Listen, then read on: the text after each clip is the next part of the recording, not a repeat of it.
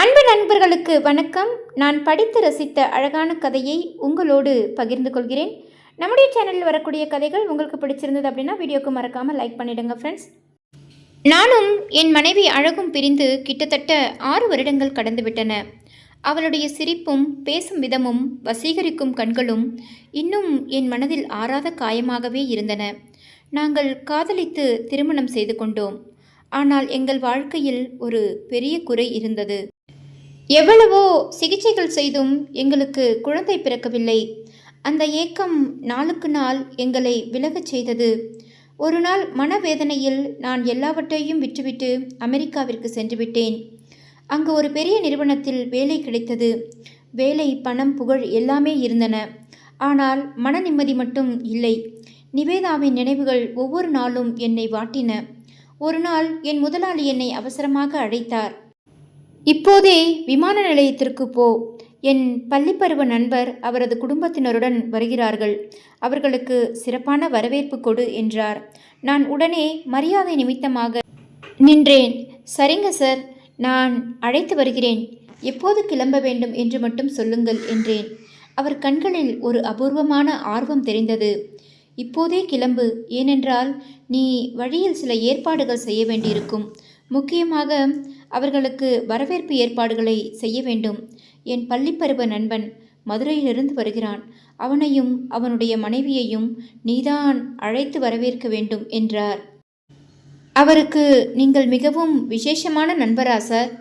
என் வியப்பை கட்டுப்படுத்த முடியாமல் கேட்டேன். அவர் எத்தனையோ பேரை வரவேற்பதை பார்த்திருக்கிறேன். ஆனால் இவ்வளவு உற்சாகத்தை நான் கண்டதில்லை. அவர் புன்னகைத்தார். ஆமாம், அவன் என் பால்ய நண்பன் சங்கர்ராமன்.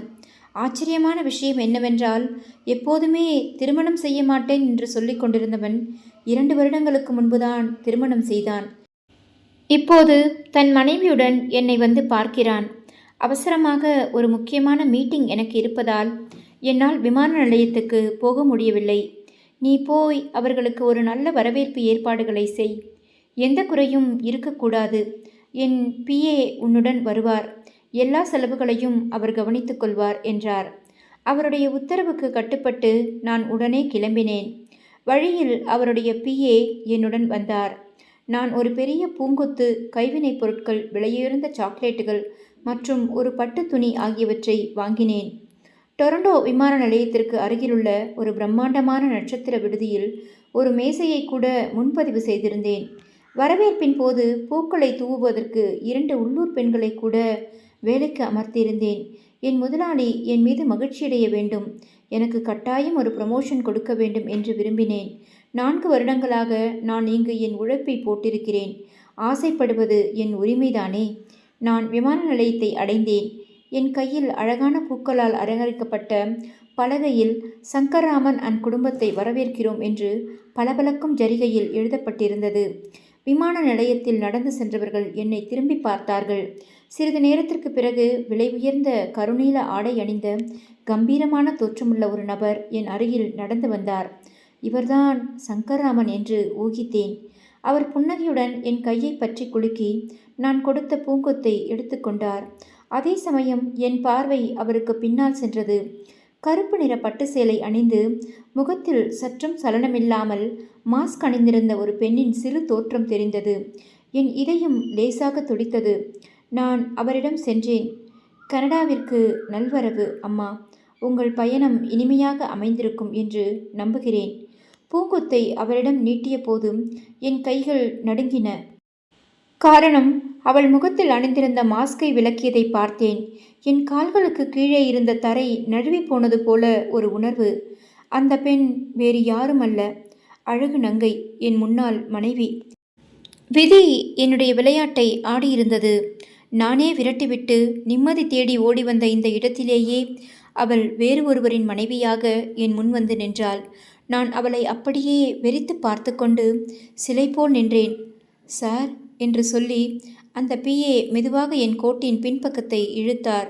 நான் செய்த விஷயம் சங்கர்ராமன் ஐயா கவனத்தில் படாமல் இருக்கவும் எனக்கு நினைவுபடுத்தவும் அவர் முயற்சி செய்தார். மேடமிற்கு பூக்களை நான் கொடுக்கிறேன். சங்கர்ராமன் என் கையிலிருந்த பூங்கொத்தை எடுத்துக்கொண்டார்.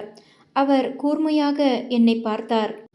நான் என் நிலையை எண்ணி வெட்கப்பட்டு விரைவாக தலை குனிந்தேன். சங்கர்ராமன் ஐயா என்ன நினைத்திருப்பார்? இவன் வாழ்க்கையில் அழகான பெண்ணை பார்த்ததில்லையா? என் மனைவியை ஏன் இப்படி வெறித்து பார்க்கிறான் என்று அவர் யோசித்திருப்பார். எனக்கு மிகவும் சங்கடமாக இருந்தது. வரவேற்பு முடிந்தது. நான் அவர்களை நட்சத்திர விடுதிக்கு அழைத்து சென்றேன். அங்கே கேக் வெட்டி கொண்டாட்டம் நடந்தது. சங்கர்ராமன் அவருடைய மனைவி ஒருபுறம் அமைதியாக நின்றிருந்தாள். அப்போதுதான் என் கண்ணில் ஒரு விஷயம் பட்டது. அவள் மடியில் 1 வயது நிரம்பிய குழந்தை தூங்கிக் கொண்டிருந்தது. அந்த குழந்தை மிகவும் அழகாக இருந்தது. அது சங்கர்ராமன் ஐயாவின் மனைவி போலவே இருந்தது. என் மனதில் மின்னல் அடித்தது. அது எப்படி முடியும்? அவளுக்கு குழந்தை பேறு இல்லை என்றல்லவா என் தாயும் நானும் நம்பினோம்.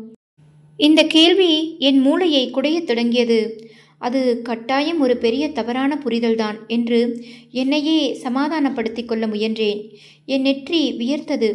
திடீரென்று நான் என் தலையை பிடித்து கொண்டேன். 4 வருடங்களுக்கு முன்பு நான் செய்த செயல் ஒரு பழுத்த பழம் போல என் முன் வந்து நின்றது. அதன் பிறகுதான் நான் கனடாவிற்கு வந்தேன். அன்று இரவு என் பிளாட்டிற்கு வந்தேன். என் அலுவலக வேலைகளை எல்லாம் முடித்துவிட்டு முதலாளியின் நண்பரை அவர் வீட்டில் பத்திரமாக விட்டுவிட்டுத்தான் வந்தேன். மனித வாழ்க்கை ஒருவருக்கு எப்படிப்பட்ட நாட்களை காட்டுகிறது! கனவிலும் நினைக்க முடியாதவை நடக்கும். இன்று எனக்கு பசி சுத்தமாக போய்விட்டது. என் தலையில் 1000 கேள்விகள். நான் நேராக படுக்கையில் படுத்து கடந்த கால நினைவுகளில் மூழ்கினேன். அது சில வருடங்களுக்கு முன்பு என் மனைவி அழகு நங்கை என் கைகளை பிடித்து கொண்டு கண்ணீருடன் நின்றாள். கபிலன், நான் என்ன செய்யட்டும்? எனக்கு எதுவும் புரியவில்லை. அவனுடைய அழகான முகத்தில் தாங்க முடியாத கவலை படர்ந்திருந்தது. நான் அவளை ஆறுதல் படுத்தினேன். என்ன ஆயிற்று? என்ன விஷயம்? என் பேச்சை கேட்ட அவள், மருத்துவர் இன்றும் எனக்கு ஏமாற்றம்தான் அளித்துவிட்டார். என் கர்ப்பம் குறித்த அறிக்கை மீண்டும் எதிர்மறையாக வந்துள்ளது. ஒரு தாயாகும் பாக்கியம் எனக்கு கிடைக்குமா என்று தெரியவில்லை என்று அவள் கண்கலங்கி சொன்னாள். அவள் மீது எனக்கு அதிக அன்பு இருந்தது. ஆனால் நானும் சீக்கிரமே தந்தையாக வேண்டும் என்று விரும்பினேன். அதனால் அவளுக்கு ஆறுதல் கூறினேன். பரவாயில்லை, கடவுளின் சோதனையில் தாமதம் இருக்கும், ஆனால் அநீதி இருக்காது. சீக்கிரம் அவர் நமக்கு செவி சாய்ப்பார் என்றேன். அழகு நங்கை ஒரு பணக்கார குடும்பத்தை சேர்ந்தவள். என் வீட்டிற்கு மருமகளாக அவள் வந்தபோது அவளின் அழகை பற்றி ஊரே புகழ்ந்தது. கும்பகோணத்தின் பெரிய பட்டு சேலையும் நெற்றியில் வைத்த பெரிய குங்குமப் பொட்டும் அவளை ஒரு தேவதை போல காட்டும். என் அம்மா கமலாவுக்கு ஆரம்பத்திலிருந்தே இந்த திருமணத்தில் விருப்பமில்லை. நான் பணத்தின் ஆசையில் மட்டுமே ஒரு பணக்கார பெண்ணை திருமணம் செய்ததாக அவர் நினைத்தார். இப்போது குழந்தை இல்லாத போது அவருக்கு ஒரு சாக்கு கிடைத்தது. என் அம்மா தினமும் அவளை பழித்து பேசத் தொடங்கினார். பெண்ணாக இருந்தும் புண்ணியமில்லை என்று சொல்வார். சில சமயம் என் மகனின் விதியில் இந்த குழந்தையில்லாதவள் வந்துவிட்டாள் என்று சொல்வார். அவள் மௌனமாகி விடுவாள். ஆனால் அவள் துக்கத்தை என்னால் புரிந்து கொள்ள முடியும். நான் அவளுக்கு ஆறுதல் கூறினேன். அம்மா சொல்வதை பொருட்படுத்தாதே. அவர்களுக்கு பேரக்குழந்தை பார்க்க வேண்டும் என்ற ஆசை இருக்கிறது என்பேன். ஆனால் அவள், அவர்களின் ஒவ்வொரு வார்த்தையும் என் இதயத்தில் ஈட்டி போல தைக்கிறது. எனக்கு மிகவும் வருத்தமாக இருக்கிறது என்று சொல்லி வெளிப்படையாகவே என்னை மலடி என்று கூறுகிறார். நானும் அப்படியே உணர்கிறேன் என்பாள். நான் பலமுறை அம்மாவிடம் பேசி பார்த்தேன். ஆனால் அம்மா ஒவ்வொரு முறையும் என்னுடன் சண்டை போடத் தொடங்கினார். உனக்கு சந்ததி வேண்டுமென்றால் நீ இன்னொரு பெண்ணை திருமணம் செய்து கொள் என்று ஒரு நாள் சொல்லிவிட்டார். காலப்போக்கில் என் அம்மாவின் வார்த்தைகள் என் மனதில் ஆழமாக பதியத் தொடங்கின. திருமணம் ஆகி 4 வருடங்கள் கடந்துவிட்டன. என் வீட்டில் மௌனம். நண்பர்கள் வீடுகளில் மகிழ்ச்சியான ஒளி. என் மனைவியின் முகம் வாடி போயிருந்தது. நான் அவளை ஆறுதல் படுத்தாமல் சில சமயம் கோபத்தில், போதும் நிறுத்து, எவ்வளவு நாள் அழுது கொண்டே இருப்பாய் என்று கத்தினேன். அம்மா தினமும் என் மூளையில் வார்த்தைகளை பாய்ச்சத் தொடங்கினார். மகனே, இவளால் உனக்கு வாரிசு கொடுக்க முடியாது. நாளைக்கு நீ இறந்து போனால் உன் பெயர் மறைந்துவிடும். உன் சொத்தும் எல்லாமே மற்றவர்களின் கையில் போய்விடும் என்று என் சுயநலத்தை அவர் தூண்டிவிட்டார். ஒரு நாள் அம்மா என் மனைவியின் முன்னிலையிலும், போ, வெளியே போ, குழந்தை பெற முடியாத வயிற்றை கொண்டவளே, என் மகனுக்கு குழந்தை சந்தோஷத்தை கூட உன்னால் கொடுக்க முடியவில்லையே என்று சொல்லிவிட்டார். அவள் இவ்வளவுதான் சொன்னாள். அத்த, நான் உங்கள் மகனை உண்மையாக நேசித்தேன். அவருக்கு துக்கம் கொடுக்க வேண்டும் என்று நான் ஒருபோதும் நினைத்ததில்லை. அவள் நடுங்கிக் கொண்டிருந்தாள். நான் முன்னே சென்று அவளுக்கு ஆதரவு கொடுக்க முயன்றேன். ஆனால் அவள் என் கையை உதறிவிட்டாள். கபிலன், இப்போது நான் முற்றிலும் களைத்து விட்டேன். உன் அம்மாவின் வார்த்தைகள் இப்போது என் இதயத்தை கிழிக்கின்றன. நீயாவது என் நிலையை புரிந்து கொள் என்றாள். நான் அந்த கோபமான தருணத்தில் சொன்னேன், எனக்கு புரியுது, ஆனால் நீ இதையெல்லாம் சகித்துத்தான் ஆக வேண்டும். ஏனென்றால் நீ குழந்தை இல்லாதவள். என்னால் எல்லா நேரத்திலும் உன்னை பாதுகாக்க முடியாது என்றார். இன்று நான் என் சொந்த வாயால் அவளை குழந்தை இல்லாதவள் என்று சொல்லிவிட்டேன். அவளுடைய முகத்தில் நிறம் மாறிவிட்டது. அடுத்த நாளே நான் ஒரு வழக்கமான விஷயத்திற்காக சத்தம் போட்டேன். கோபத்தில் நான் அவளை விவாகரத்து செய்துவிட்டு என் வீட்டை விட்டு வெளியேற்றி விடுவேன் என்று அம்மாவிடம் சொன்னேன். அழகு நங்கை என் முன்னால் நின்றாள். கண்ணில் கண்ணீர் இருந்தது. கடவுளே, கபிலன் விவாகரத்து பற்றி பேசாதே, நான் நீங்கள் இல்லாமல் இறந்து விடுவேன் என்று அவள் கதறிக்கொண்டிருந்தாள். ஆனால் என் காதுகளில் அம்மாவின் குரல்தான் ஒலித்தது, உனக்கு வாரிசு கிடைக்காது. நான் கோபத்தில் வந்து அவளிடம் சொன்னேன், நான் இனி உன்னுடன் இருக்க முடியாது. எனக்கு என் வாரிசு வேண்டும். நான் உனக்கு விவாகரத்து கொடுக்கிறேன். என் பேச்சை கேட்டதும் அவள் தரையில் விழுந்தாள். நான் அவளை தள்ளி வெளியேற்றினேன். அம்மா மகிழ்ச்சியில் மிதந்தார். ஆனால் என் இதயம் என் உடலில் இல்லை. நானே என் வாழ்க்கையின் மிகப்பெரிய தவறை செய்துவிட்டேன். நான் வக்கீலுடன் பேசி விவாகரத்து ஆவணங்களை அவள் வீட்டிற்கு அனுப்பி வைத்தேன். அதில் அவள் கையெழுத்திட்டாள். சில நாட்களுக்கு பிறகு நான் இந்தியாவை விட்டு வெளியேறினேன். எல்லாவற்றையும் மறந்துவிடுவேன் என்று நினைத்தேன். ஆனால் என் மனைவி மீது நான் வைத்திருந்த அன்பு ஒரு ஆறாத காயமாக என் மனதில் தங்கிவிட்டது. இன்று பல வருடங்களுக்கு பிறகு நான் அவளை விமான நிலையத்தில் என் முதலாளியின் நண்பனுடன் பார்த்தபோது என் இதயம் உடலில் வெளியே வந்துவிடுவது போல உணர்ந்தேன். அவள் என் அதே மனைவிதான். ஆனால் இப்போது அவள் மற்றொருவருக்கு சொந்தமானவள். அவள் மடியில் பல வருடங்களாக என் கனவுகளில் சிரித்து கொண்டிருந்த குழந்தை இருந்தது. என் மனதில் மீண்டும் மீண்டும் இந்த கேள்விதான் எழுந்தது. அவள் குழந்தை பெற முடியாதவள் என்றால் பிறகு அவள் மடியில் குழந்தை எப்படி வந்தது? அடுத்த நாள் முதலாளி தன் நண்பனுக்காக ஒரு பிரம்மாண்டமான விருந்திற்கு ஏற்பாடு செய்திருந்தார். நான் ஒரு மூலையில் தனித்து நின்று கொண்டிருந்தேன். அப்போது என் முன்னாள் மனைவி அழகு நங்கை என் பக்கம் வருவதை கண்டேன். அவள் மடியில் குழந்தையை வைத்திருந்தாள். என் எதிரில் வந்து நின்றாள். அவள் சொன்னாள், நீங்கள் என் தவறுகளுக்காக தண்டனை கொடுத்தீர்கள் என்று நினைக்கிறீர்கள். கபிலன், உங்களை விட்டு பிரிந்த பிறகு நான் மீண்டும் திருமணம் செய்து கொள்வேன் என்று ஒருபோதும் நினைக்கவில்லை. உங்கள் துரோகம் என்னை ஒரு பைத்தியம் போல ஆக்கியது. அவள் தன் அருகில் இருந்த குழந்தையை பார்த்தாள். பிறகு மீண்டும் பேசினாள். ஆனால் பிறகு சங்கர்ராமன் என் வாழ்க்கையில் வந்தார். என் தந்தைக்காக அவரை நான் திருமணம் செய்தேன். சங்கர்ராமன் ஆண்கள் பற்றிய என் எண்ணத்தை மாற்றினார். நீங்கள் பலவீனமானவராக இருந்தீர்கள். உங்கள் தாயின் வார்த்தைகளை கேட்டுவிட்டீர்கள் என்றால் எல்லா ஆண்களும் அப்படி இல்லை. சங்கர்ராமன் என் பின்னால் அலைந்தார். என்னை திருமணம் செய்து கொள்ள வேண்டினார். நான் எவ்வளவு நேரம் அவருடைய பேச்சை தவித்துக்கொண்டே இருந்தேன். ஆனால் அவர் யாருக்காகவும் திருமணம் செய்ய தயாராக இல்லை என்று இருந்தார்.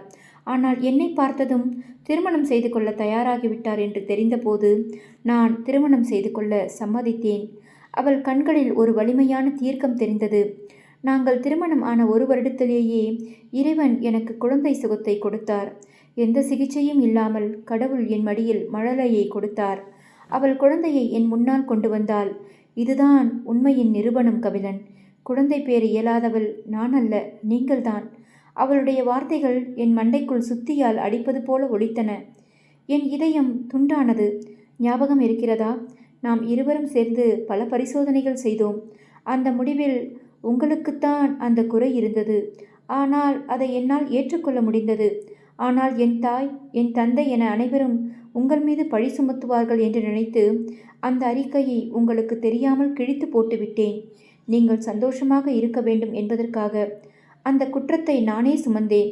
ஆனால் நீங்கள் அதை தவறாக புரிந்து கொண்டு என்னை வெளியேற்றி விட்டீர்கள் என்று கூறினாள். நான் சிலை போல நின்றேன். நான் உடல் மனசு என் அனைத்தும் செயலிழந்து போனேன். என் வாழ்க்கையின் மிகப்பெரிய துரோகத்தை நான் செய்திருக்கிறேன். குழந்தை இல்லாத குற்றத்தை நான் என்னை நேசித்த மனைவி மீது போட்டு அவளை வீட்டை விட்டு துரத்தினேன். உண்மையில் நான் தான் குழந்தை பெற இயலாதவன் என்பதை அவள் மறைத்திருக்கிறாள். அவளுடைய அன்பு அங்கே உண்மை என நிரூபணமாகியிருந்தது. ஆனால் என் செயல் சுயநலத்தை நிரூபித்திருக்கிறது. அவள் மடியில் இருக்கும் குழந்தை அவளுடைய புதிய வாழ்க்கையில் கிடைத்த பேறு. நான் ஒரு வாரிசுக்காக என் மனைவியை இழந்தேன். ஆனால் அந்த மலட்டுத்தன்மை என்னிடம்தான் இருந்தது. அழகுநங்கை மெதுவாக குழந்தையை எடுத்துக்கொண்டு சங்கராமன் அருகில் நடந்தாள். அவள் திரும்பிக் கூட என்னை பார்க்கவில்லை. அந்த மௌனமான அறையில் என் நெஞ்சம் உடைந்து போவதைப் போல உணர்ந்தேன். நான் இழந்தது ஒரு மனைவியை மட்டுமல்ல, என் நேர்மையையும் மனித பண்பையும், ஏன் சுயமரியாதையும் தான். எதையும் இழந்துவிட்டோம் என்று தோன்றும் தருணத்தில்தான் உண்மையில் ஒரு புதிய தொடக்கம் நம்மை நோக்கி வரும். ஆனால் சில நேரங்களில் நம்முடைய அகங்காரத்தால் இழந்ததற்கான விலை நம் வாழ்வின் எஞ்சிய காலத்தின் வழியாகவே தொடரும். இந்த கதை பிடித்திருந்தால் பகிருங்கள். தொடர்ந்து இணைந்திருங்கள். நன்றி, வணக்கம். மீண்டும் ஒரு அழகான கதையோடு உங்களோடு இணைகிறேன்.